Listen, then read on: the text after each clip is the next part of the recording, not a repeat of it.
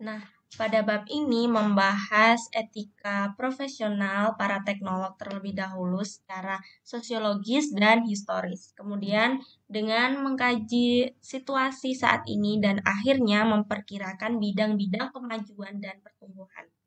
Kesimpulannya, menekankan apa yang mungkin paling berharga bagi pembaca yang bisa diambil bagi pembaca bahwa perkembangan etika profesional menawarkan cara yang agak berbeda nih dalam mendefinisikan teknologi pendidikan.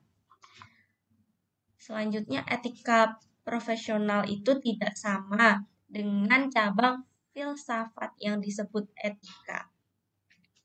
Dan tidak etis secara profesional juga tidak boleh diterima sebagai pengganti perilaku tindakan yang melarang hukum, tidak bermoral, berdosa, dan lain sebagainya. Hal tersebut tidak lain berarti sebagai bagaimana seseorang mengukur kriteria yang tidak terucap dan tidak terlihat.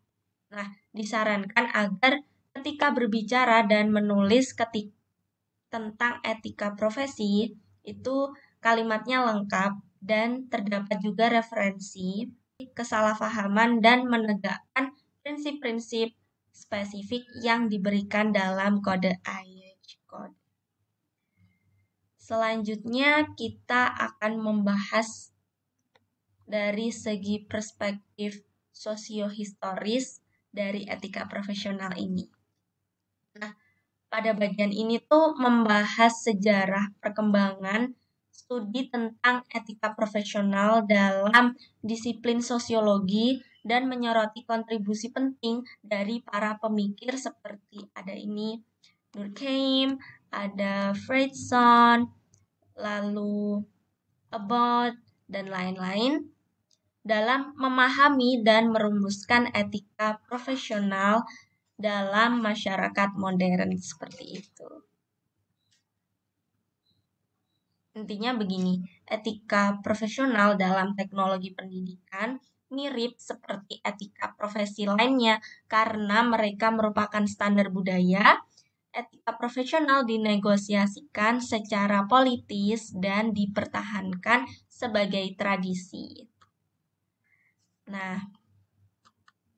ini ada pernyataan dari Becker. Ini juga membahas bagaimana perkembangan aturan sosial dan pelanggaran aturan tersebut dianggap sebagai perilaku yang dianggap sakit gitu ya, dalam analogi medis. Bagian ini juga menyebutkan bahwa dalam budaya pendidikan, teknologi pendidikan sering dianggap sebagai kelompok yang berbeda. Meskipun sebagian besar dianggap tidak berbahaya seiring dengan perkembangan teknologi, batasan antara teknologi pendidikan dan bukan itu semakin kabur. Hal ini diilustrasikan dengan contoh sederhana tentang penggunaan teknologi dalam pengajaran. Seperti ini nih, ada devian subkultur yang menyimpang. Dan ini contoh yang terdokumentasi ya, dalam judul buletin kontemporer yang menggunakan program konferensi semarak pengajaran Anda dengan teknologi. Nah, ini nih.